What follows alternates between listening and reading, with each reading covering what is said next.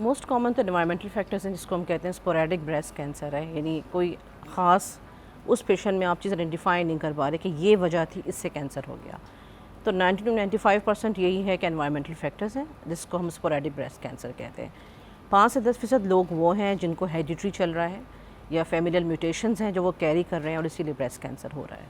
अच्छा, जैसे कि आपने कहा एनवायरनमेंट की वजह से भी हो रहा है, तो एनवायरनमेंट में ऐसी क्या चीज़ें हैं जो जिससे हम बच सकें या अपने आप को सेफ रखें, तो हम इस चीज़ से बच सकते हैं, ख़वातीन, सॉरी नॉट हम?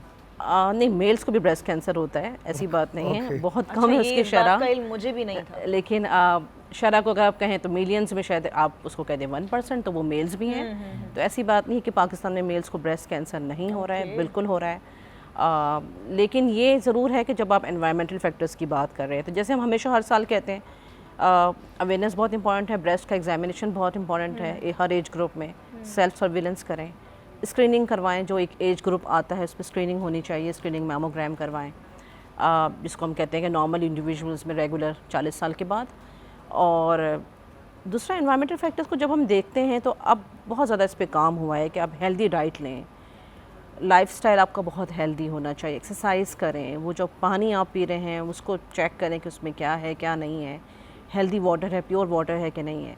सो ये वो तमाम चीज़ें जिसको हम लाइफस्टाइल कहा करते थे कि हेल्दी, जो शायद मे बी 2 decades अगो बहुत प्रिवेलिंग था इस कम्युनिटी में, अब नहीं है। स्ट्रेस फैक्टर भी बहुत इंपॉर्टेंट है। स्ट्रेस जितना बढ़ रहा है इतना ज़्यादा डिजीज़ बढ़ स्ट्रेस का भी रही हैं। इससे कोई ताल्लुक?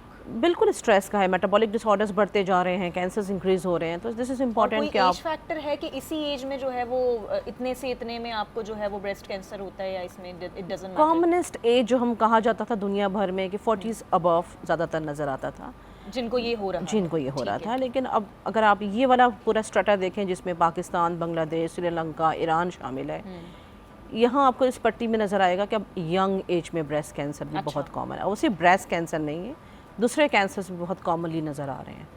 तो कहीं ना कहीं हमारे एनवायरमेंटल फैक्टर्स, स्पोरेडिक फैक्टर्स का इंटरप्ले इतना स्ट्रॉन्ग है। बचने का क्या हल है?